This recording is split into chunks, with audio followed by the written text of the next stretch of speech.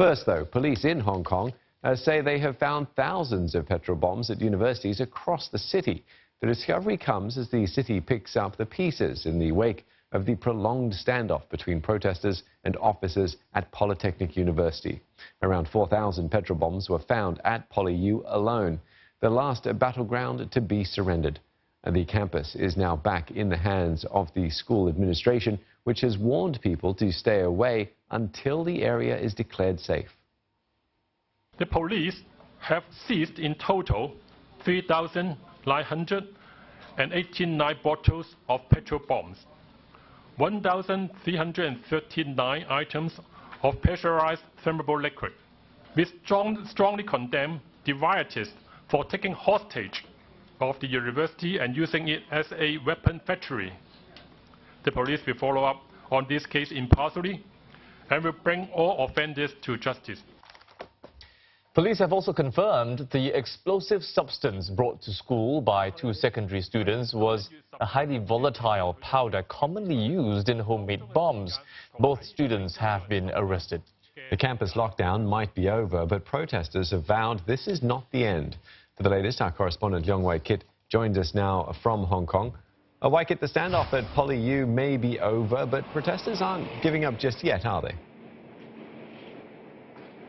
Well, it seems to be the case because there are events planned for the weekend and for the week. However, the big question is whether the normal and calm streets of Hong Kong tonight will be turned into battlefields again tomorrow or next week. Now, there are a lot of hopes that the violence would subside because in the last few days, various events point towards subsiding of violence. One, there is the district council elections where the pan-democratic camp won by a landslide, a move seen by protesters as a positive development. And then we've got US President Donald Trump signing the Hong Kong Human Rights and Democracy Bill, and they too see this as a victory on their part.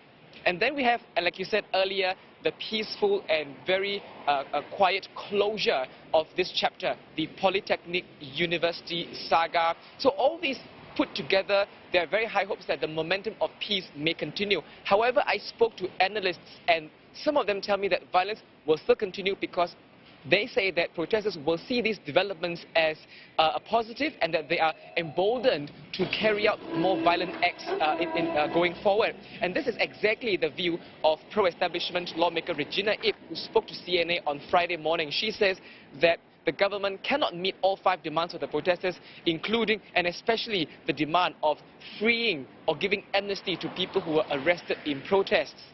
However, there are other analysts I spoke to and they are of a different view. They say that majority of Hong Kong people are peace-loving, and because they've managed to speak out and have their voices heard through the local elections on November 24th, some analysts believe that there will be some toning down of violence on the streets.